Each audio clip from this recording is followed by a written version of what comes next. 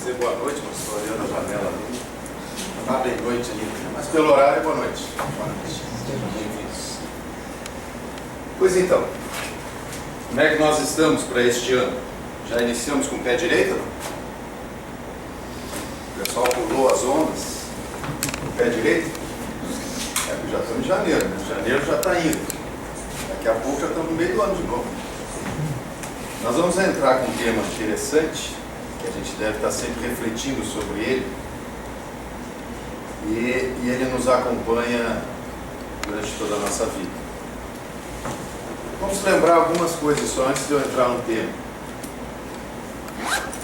O ser humano é um sistema de vida complexo. Alguém discorda disso? Não, né? A gente é bem complexo. A gente reage o tempo inteiro, de forma consciente e de forma inconsciente. A gente está sempre reagindo. Reagimos às pessoas, reagimos ao clima, a gente fica resfriado. A gente reage e age. Também age com as pessoas. Né? Há ondas de informação emitidas por outros sistemas, ou por si mesmo, que lhe demonstram semelhança vibracional. Bom, se cada um de nós é um sistema complexo, nós reagimos a outras pessoas que também são sistemas complexos. E no nosso dia a dia, a gente vai reagindo. Na verdade, a gente age, reage e assim vai. Né? A gente vai pensando. Na verdade, a construção da realidade que vivemos está intrinsecamente ligada à construção subjetiva das nossas vidas. O que eu quero dizer com isso? Estou quase virando poeta já, né? Mas a verdade é que nós somos formados de acordo com essa dimensão histórica. E é isso aqui que nos move, isso aqui que nos forma o nosso raciocínio, que nos dá a dimensão do ser que somos, de onde vivemos, de por que vivemos aqui, para onde vamos. Melhorar aqui, vou explicar melhor. O ambiente que nós estamos, ele nos influencia.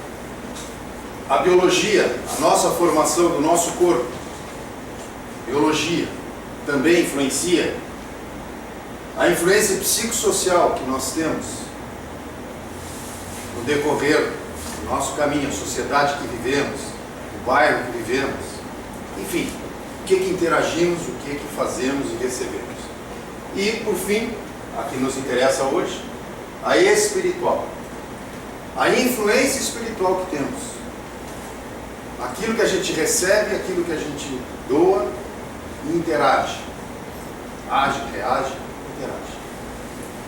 Nós sabemos, é preciso que a gente fale sobre isso, que nós somos corpo físico, perispírito e espírito. De forma simplificada, somos constituídos desta forma. No corpo físico, esse que a gente está se enxergando, esse é o corpo físico.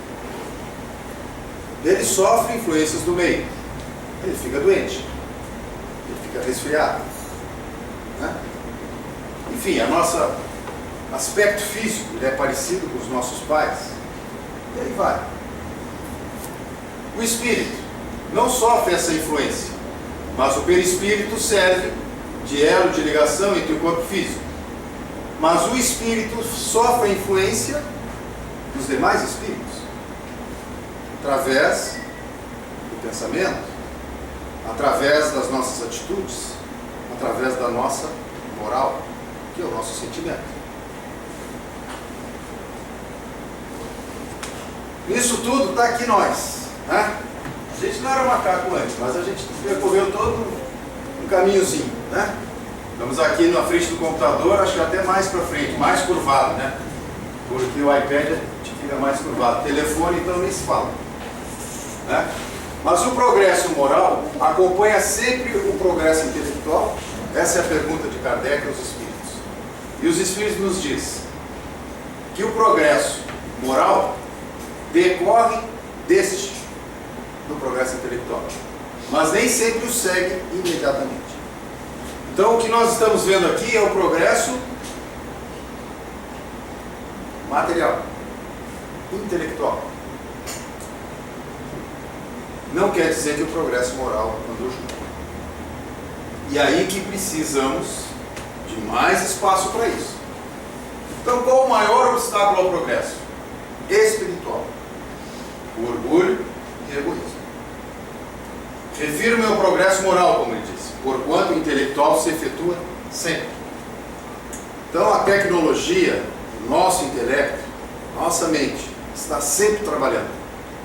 Nós ligamos uma TV, a gente liga um rádio, a gente ouve notícias, a gente está interagindo, a gente está aprendendo coisas novas com as pessoas que conversamos. O intelecto está sempre produzindo, está sempre evoluindo. Não para. Mas o moral não é assim. Quisera que fosse tão fácil, mas não é. Ele precisa de um esforço a mais. E para o progresso intelectual nós temos o lado material.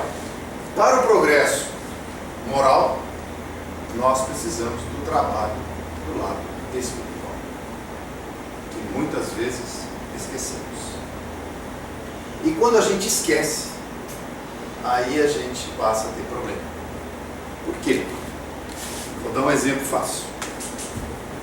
Normalmente a gente se alimenta por dia três vezes ao dia. Café da manhã, almoço e janta. As nutricionistas dizem que a gente deve fazer 6 alimentações dia, né? Café da manhã, lanche, almoço, lanche, janta. É isso, doutor? Isso aí. O doutor aqui não deixa mentir.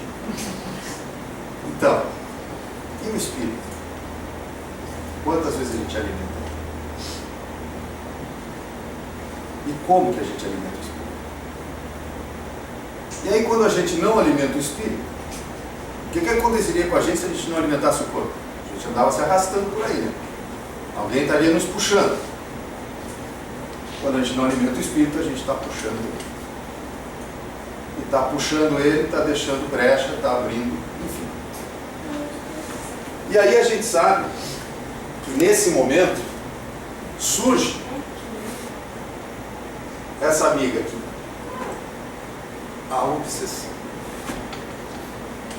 que é a doença moral da humanidade na atualidade ou durante toda a humanidade. Essa é a doença moral. Exatamente porque não soubemos trabalhar ou não soubemos alimentar o nosso lado espiritual. Não trabalhamos na nossa moralidade. Vamos explicar melhor isso no decorrer da nossa conversa. Na Trilhas de Libertação, introdução ali de Manuel Filomeno de Miranda, ele nos diz assim, ó, que o número de obsidiados é muito maior do que se pode imaginar. Será que nós somos obsidiados? Eu não. Eu sei. Mas alguém se acha que não? Vocês estão envergonhados. Eu sei que a grande maioria se acha que não está obsidiado. Mas é verdade, a gente não se acha obsidiado. Ainda bem. Não mensurada ou detectada com facilidade, a obsessão campeia desarvorada, arrebanhando multidões de vítimas que se deixam consumir num como no outro plano da vida. Né? Isso é Manuel Filomeno de Miranda nos falando sobre a obsessão. Mas isso vem lá desde o início do Espiritismo, nas obras básicas de Kardec. Nós vamos ver algumas coisas aqui, algumas frases colocadas pelos Espíritos, que já vem nos alertando sobre a influência dos Espíritos em nossa vida diária. Então, como conceituar a obsessão? O que é isso, afinal? Né? A obsessão é a ação persistente que um espírito mal exerce sobre um indivíduo. Eu digo que mal até não existe. Espírito mal não existe. Existe espírito que não tem devido esclarecimento. Né? Porque a maldade é a ausência do bem. Então, mas a definição que foi colocada dessa forma eu deixei. É assim que está escrito lá no livro. A gente vai ver aqui. Desde a simples influência moral, sem perceptíveis sinais exteriores, até a perturbação completa do organismo e das faculdades mentais. Está lá no Evangelho segundo o Espiritismo, capítulo 28. Na coletânea de preces espíritas, foi de lá que foi trazido isso. Então, desde aquelas influências que não percebemos, até a completa subjugação. Tá? Essa é a definição de Kardec. Vamos ver. Obsessão é o domínio que alguns espíritos podem adquirir sobre certas pessoas. São sempre os espíritos inferiores que procuram dominar. Porque nós temos no plano espiritual espíritos maus, né?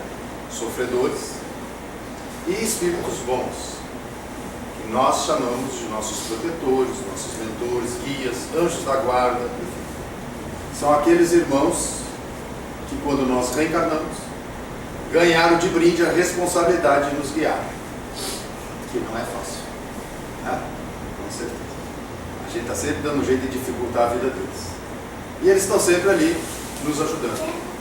E às vezes não, a grande maioria das vezes, nós esquecemos de que nós temos esse irmão bem perto de nós, muito perto. A gente acha que é uma coisa distante. Não, não é. Ele é realmente um amigo próximo. E ele nos ajuda mesmo. A força da prece, a força da oração faz com que ele realmente esteja junto de nós. Para que a gente não sofra? Para que nos tire os pesos que nós carregamos? Não. Para que nos auxilie a carregar os pesos? Sim. Para que nos oriente? Sim. Porque aquelas situações que temos que passar são nossas, são desafios nossos, fazem parte do nosso crescimento. Mas existem várias formas de você passar por um obstáculo, né? Você pode subir uma escada com degraus altos, com maior sacrifício, com medo de cair, sem se segurar no corrimão, ou você pode subir uma escada, essa mesma escada, segurando o corrimão. Você subirá ela mais seguro, mais firme. Mas ninguém vai te carregar na escada. Os nossos mentores, nossos protetores são esse corrimão. Estão sempre ali à disposição. E é exatamente isso. É nós que temos que estender a mão para segurar. Isso com firmeza. Continuando. Os bons não exercem nenhum constrangimento. Pelo contrário. Estão ali para nos proteger, nos auxiliar. Então não nos constrangem. Eles ficam constrangidos com a gente, com certeza. Ele fica ali dizendo, não faz isso, meu irmão, por aí vai dar errado, que vai. E a gente faz. E ele fica constrangido. Ele tentou, mas não conseguiu. Mas ele jamais iria nos constranger. Porque nós temos um livre-arbítrio, né? Ele não pode ter filhos. Os maus agarram-se aos que conseguem prender. Aquele que eles conseguem prender, eles se amarram neles. Quem será esses, né? Se chegarem a dominar alguém, identificam-se com a vítima e a conduz inconscientemente como se faz com uma criança. Aí é o caso da evolução da obsessão. Isso aqui está no Evangelho segundo o Espiritismo. Pululam em torno da terra os maus espíritos em consequência da inferioridade moral de seus habitantes. Não lembro se foi de Valdo, pode alguém, se alguém souber dessa informação, me ajude. O número de desencarnados em volta da Terra, acho que é 7 vezes maior o número de encarnados. Não que todos eles sejam maus, né? Enfim. Mas essa aproximação desses espíritos é de acordo com o padrão vibratório da própria Terra, que é constituído pelos seus integrantes. Não é a Terra que dá o padrão vibratório, somos nós que vivemos nela. Nós, a grande massa, somando-se pontos positivos aqui e negativos ali, no final nós temos uma vibração deste planeta. A ação malfazeja desses espíritos é parte integrante dos flagelos com que a humanidade se vê a braços neste mundo. Está lá na Gênesis, na Kardec.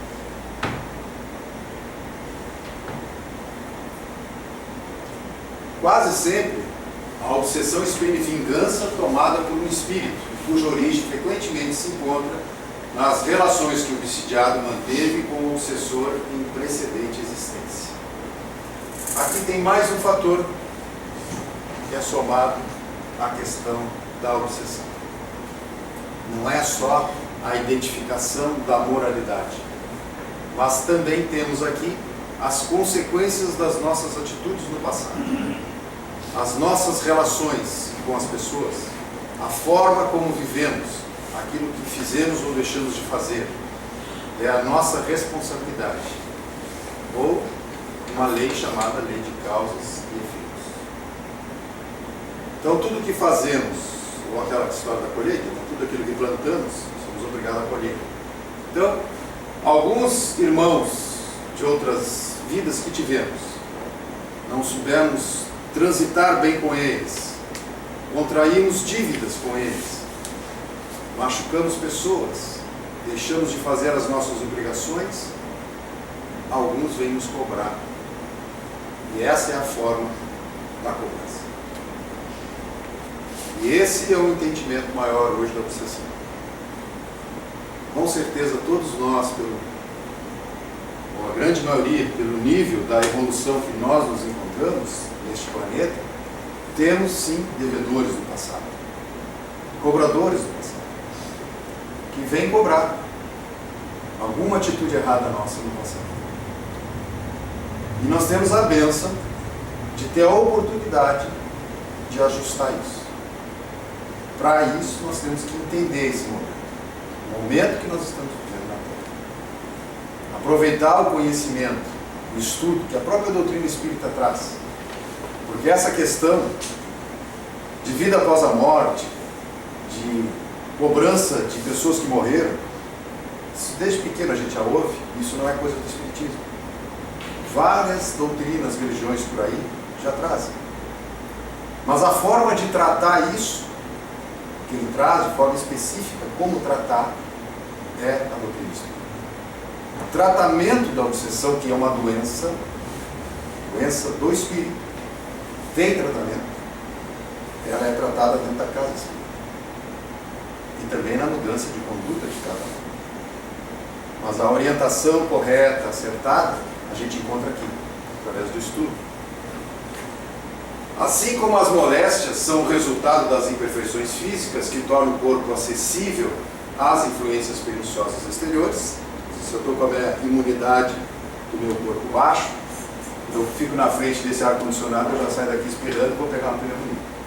Qualquer outra pessoa que não tiver assim, passa por aqui e não pega nada. Mas o meu corpo, mano, o espírito é a mesma coisa. Vamos ver. A obsessão é sempre a decorrência de uma imperfeição moral que dá acesso a um mau espírito. Então ele não chega na gente, como diz outro, ele não se encosta, não vira encosto na gente, de graça. É a nossa moral, é a nossa forma de sentir, nossa forma de pensar, nossa forma de agir, é que vai definir quem será o meu parceiro de caminhada. Né? Tem aquele ditado, né? Me digas com quem tu andas, que eu te direis quem és. Né? Aqui inverte. Me digas quem és, que eu te direis com quem tu andas. Por aí. É o inverso. É louco isso, né? Não? Mas é bem isso. Um paralelo, né? Uma causa física, para a gente tratar uma causa física, opõe-se uma causa física. Esse é o tratamento. Está lá, né? Problema respiratório. Uma causa moral, será preciso contrapor uma causa moral.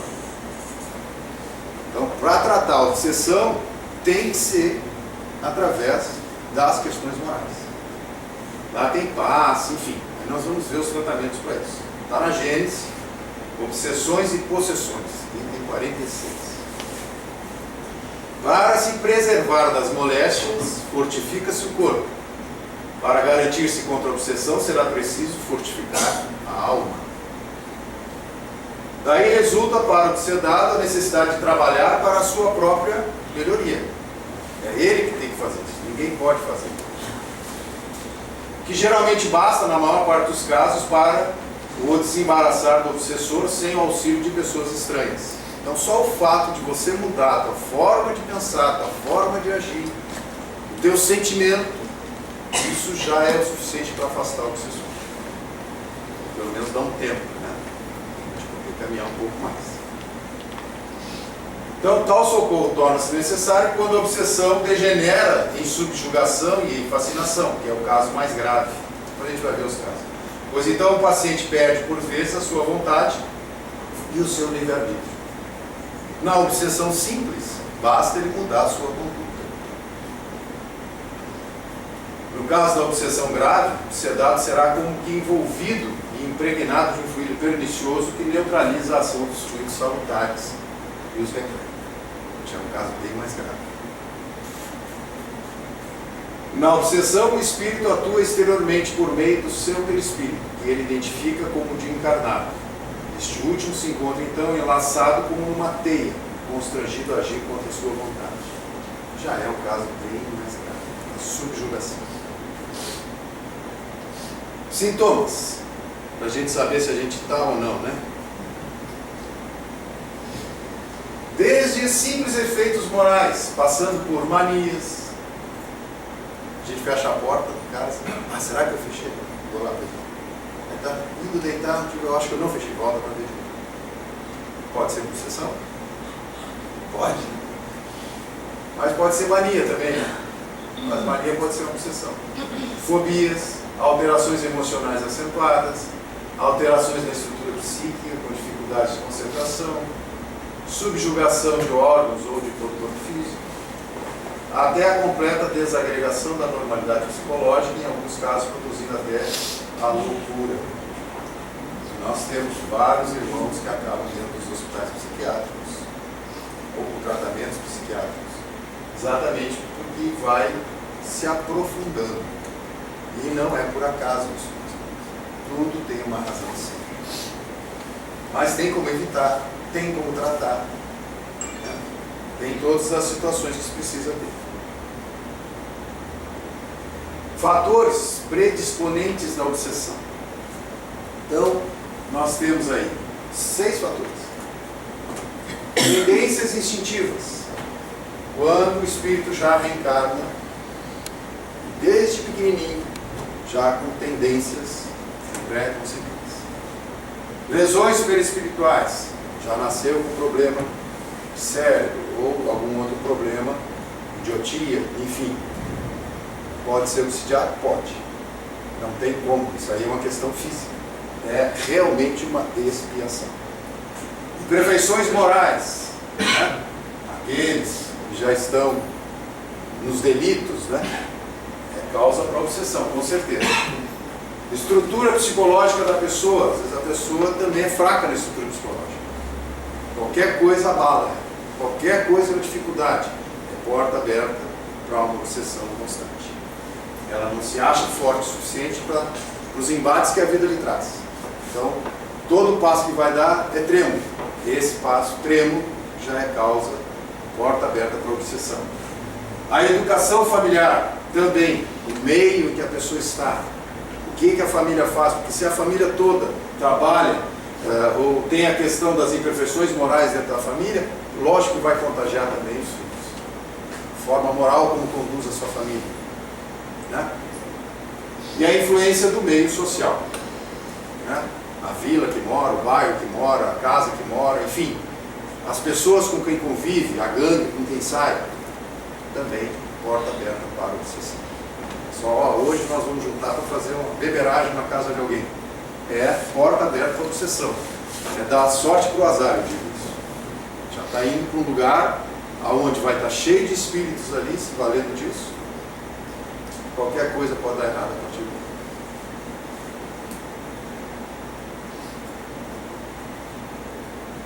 Então, sinais que a obsessão apresenta. Uma ideia torturante que teima em se fixar. Então, são ideias que fixam, né? Uma força psíquica que interfira nos processos mentais. Uma vontade que tende a dominar nossa própria vontade. Uma inquietação crescente sem motivos reais.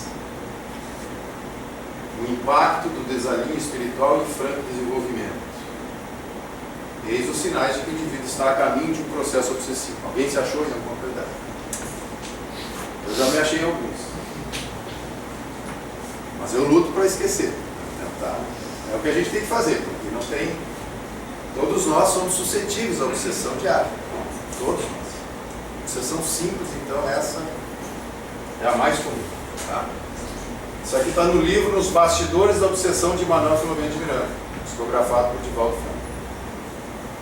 Aqui tem um quadro bem legal só para a gente entender melhor isso. Tá? Então ali em cima, a variedade da obsessão, né? A obsessão simples é uma delas, é a primeira.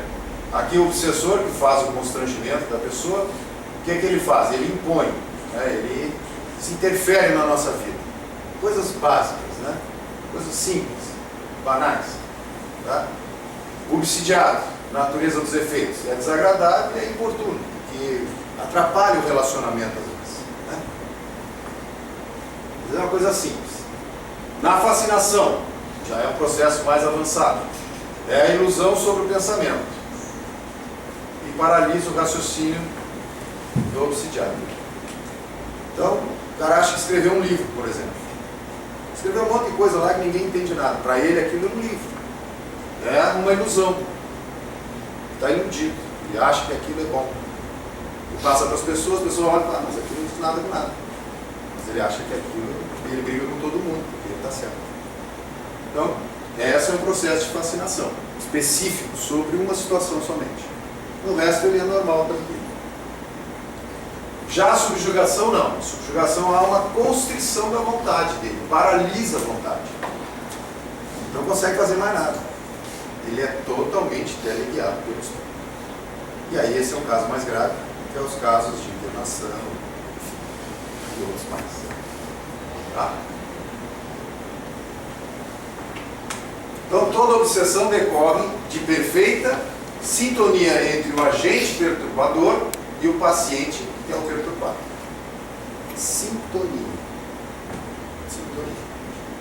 Se nós fazemos essa sintonia, aí nós damos o primeiro passo.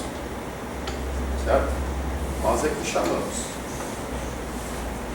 Sintonia por comunhão mental na mesma faixa vibratória ou por identificação idealista das correntes de pensamento. Ampadário Espírita, Divaldo Pereira Franco. Isso aqui é interessante. Os bonequinhos até são bonitinhos, mas não é isso não. O espírito é magrinho, né? O espírito é mais magrinho, agora o encarnado é mais gordinho. O tipo de obsessão é interessante, por quê? O que a gente acha? Agora nós estamos falando muito aqui, né? Que existe essa obsessão aqui, é mais simples, ó, do desencarnado para o encarnado. Essa é a obsessão que a gente sabe. É o espírito influenciando o cidadão. Mas não é só essa obsessão que existe. Naqueles 3 níveis lá, tá? Existe também do encarnado para o desencarnado. Como é que se dá isso? Principalmente quando uma pessoa morre e a outra não aceita que ela morre. Não aceita. Uma coisa é ter saudade de saber e deixar a pessoa descansar. A outra é ficar chamando essa pessoa constantemente. Isso vira uma obsessão. Que é prejudicial para ambos, né? Tanto para esse, que é o encarnado, quanto para o desencarnado. Também sofre com isso. Tá? Também tem a obsessão de desencarnado para desencarnado, que é no plano espiritual, que é a influência daqueles espíritos mais inteligentes, malévolos, que influenciam outros espíritos a fazer determinadas coisas, tá? Determinando a vida dos outros. De encarnado para encarnado existe também, não? De novo, mãe para filho. Meu filho. Só falta botar numa bolha e mandar para a escola, às vezes. Né? Mas é assim, existe também. Então essas relações, né, são todas. Todos nós somos espíritos. Encarnados ou desencarnados, a obsessão pode existir. Essa relação. Essa inter-relação, essa interdependência, essa influenciação, né? Tanto a gente exerce quanto a gente sofre. Então, os meios de se combater a obsessão, pessoal. Modificação radical de comportamento obsidiado. Tem que modificar seu comportamento. Identifica no que no seu comportamento está te levando ao processo obsessivo. Quais são as tuas atitudes? E modifica a tua atitude. Modifica o teu comportamento. Aqui precisa, em alguns casos mais graves, assistência médica por causa do desgaste orgânico e psíquico do enfermo. Aí que entra a figura do psiquiatra, para auxiliar nesse momento. Porque quem é psiquiatra espírita, que é o caso do Dr. Paulo aqui, tem certeza que quando ele vai tratar um paciente, ele trata já vendo os dois lados. Porque é difícil. A medicina ainda não aceita essa influenciação espiritual nos nossos pacientes. Já existe algumas coisas assim, alguns médicos que trabalham assim. O Roberto Almeida é um deles. Então, o que nós temos é usar as armas possíveis e imagináveis, né? Então, a questão médica. Tudo bem, o médico dá remédio para fortalecer a parte orgânica, mental, psíquica, parte orgânica. Mas a parte espiritual, quem tem que fazer essa parte somos nós. Nós mesmos, ou a própria casa espírita que se propõe fazer. E é aqui que entra a ajuda dos espíritos superiores, passes magnéticos. Não é só passe não, tem mais coisas que a gente vai ver. Não. Aqui que entra a casa espírita, para fortalecer, para combater um processo obsessivo. Tá? Então, os meios, né? A asepsia moral do enfermo e a reeducação da sua vontade. A prática da oração, um verdadeiro programa evangélico bem disciplinado, edifica uma cidadela moral de defesa em volta do indivíduo. A oração é o alimento, é um dos alimentos do espírito, que deve ser praticado sempre. Não 3 vezes ao dia, nem 6 vezes ao dia, mas a todo o momento que for preciso. Mas a gente deve criar hábitos que nos facilitem, que nos ajudem a transitar o dia. Iniciar o dia com uma oração é muito bom. Que você já inicia, como eu falei lá no início, iniciamos o ano com o pé direito, coluna honra, então vamos iniciar o dia com o pé direito. E ao se encerrar esse dia, também com uma oração. Porque vai ser o momento do desligamento do nosso corpo. E se nós passamos um dia atribulado, cheio de influenciações espirituais, nocivas, às vezes, pelos locais que nós andamos, de repente a gente vai para o sono, desligando do corpo, a gente vai continuar com essas companhias. E se tu faz a oração, no momento que você vai escolher com quem tu quer andar, no momento do teu sono. Estou terminando já, eu sei que eu já estou passando aqui, mas já estou no finalzinho. Medidas preventivas. Bom, eu não estou obsidiado, sei que eu não estou, mas eu tenho medidas que podem fazer com que eu não fique obsidiado. Então, uma delas, fazer aos outros o que quereríamos que os outros nos fizessem. Isto é, fazer o bem e não o mal. O que isso tem a ver com obsessão? O que isso tem a ver com medida preventiva da obsessão? O que acontece quando a gente faz o bem às outras pessoas? Nosso padrão vibratório melhora. Se tem alguém querendo fazer algum mal com a gente, esteja tentando nos conduzir a fazer alguma coisa errada, se tu está fazendo bem, esse espírito não vai ter acesso a você.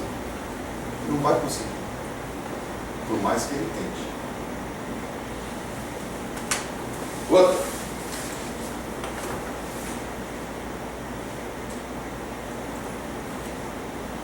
Prática do amor, que acima de tudo é serviço aos semelhantes. De novo, né? Fazer o bem, serviço aos semelhantes. Prática do amor. Isso me lembra uma coisa.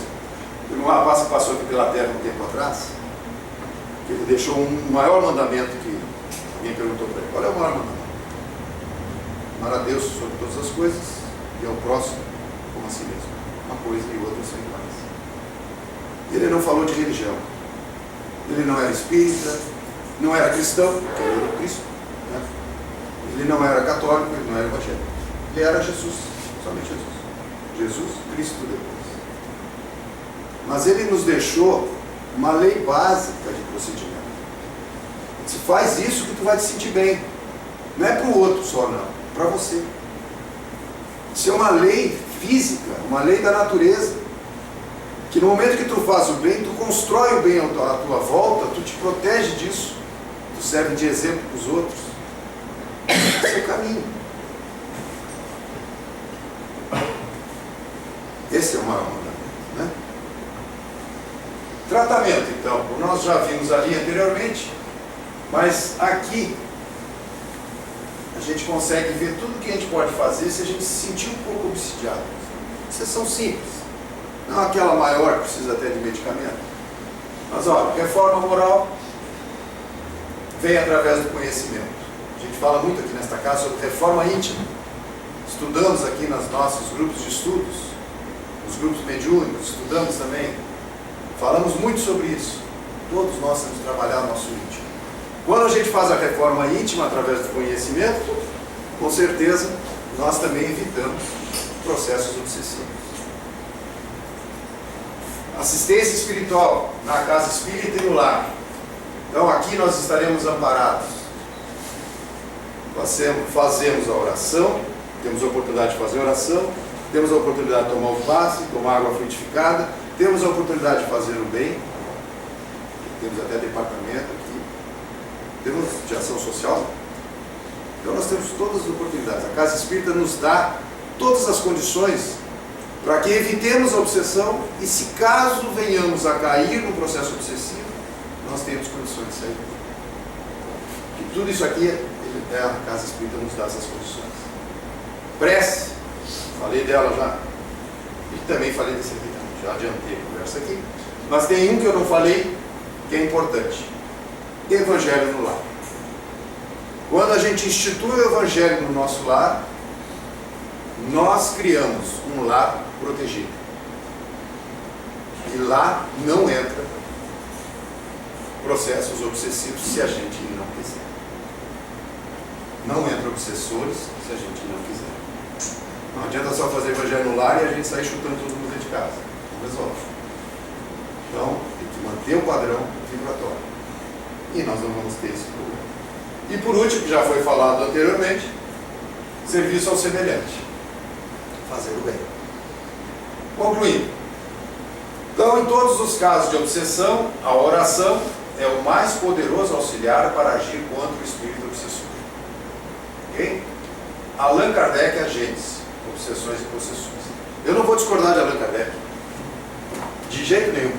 Mas eu só vou dizer, vou complementar aqui. Eu acho que quem traduziu não traduziu direito. Em todos os casos de obsessão, a oração é o mais poderoso auxiliar para agir a favor do espírito obsessor. Porque o espírito obsessor nada mais é do que um irmão nosso, que não tem conhecimento das leis divinas e acha que fazendo mal, ele está cobrando uma dívida, mas ele está contraindo mal para ele mesmo. E esta casa, quando trabalha num processo obsessivo, numa opinião mediúnica, ele esclarece o espírito obsessor, tenta fazer com que ele enxergue que esse mal que ele está fazendo para o outro é para ele mesmo que está acontecendo. Ele está tomado de razão, porque aquele espírito que ele está causando mal hoje fez mal para ele na outra vida. Ele acha que a lei de Italião está valendo, mas essa lei de Italião foi revogada quando Jesus disse: amar ao próximo como a si mesmo. Tem que ser pelo perdão. E é aí que entra esse entendimento. O obsessor não é uma coisa que tem que ser afastada. Não. É um irmão que tem que ser esclarecido, tem que ser acolhido. Começamos então fazendo a caridade por esses irmãos que estão incomodados conosco, porque com certeza alguma coisa nós fizemos no passado para eles. Então essa é uma oportunidade que Deus e a justiça divina nos dá de nos acertarmos com eles, de colocar nossas contas em dia. Não é assim? O bom pagador não é assim, não quer pagar suas contas? Eu, pelo menos, eu não quis passar devendo de 2015 para 2016, mas não teve jeito. É bravo, muita coisa. Mas a gente tenta. Então, meus queridos irmãos, conclusão. Falei que ia ser ali, não, mas eu menti. A obsessão, portanto, é quase sempre decorrente de uma imperfeição moral que permite a associação de ideias entre o obsessor e o obsedado, em consequência de uma lei que eu já falei de causas e efeitos. Diz os Espíritos que Deus permite a ação obsessiva para pôr o homem à prova da paciência, da perseverança, do aprendizado, do respeito ao próximo e da fé na divina providência. Que beleza. Agora sim. Pois bem, meus irmãos, fica a mensagem da noite. Com certeza, estamos sempre acompanhados. Sempre. Às vezes os espíritos não conseguem nos influenciar, porque nós estamos protegidos. Mas eles ficam nos observando para aprender conosco. Ou, se a gente abrir a brecha, ter a oportunidade de fazer com que a gente aprenda com eles. Então aproveitem todos os momentos. A oração nos protege, o trabalho no bem nos protege. Façam isso, porque a obsessão é a doença moral da humanidade nos dias de hoje. E está cada vez mais forte, né, doutor? Muito obrigado.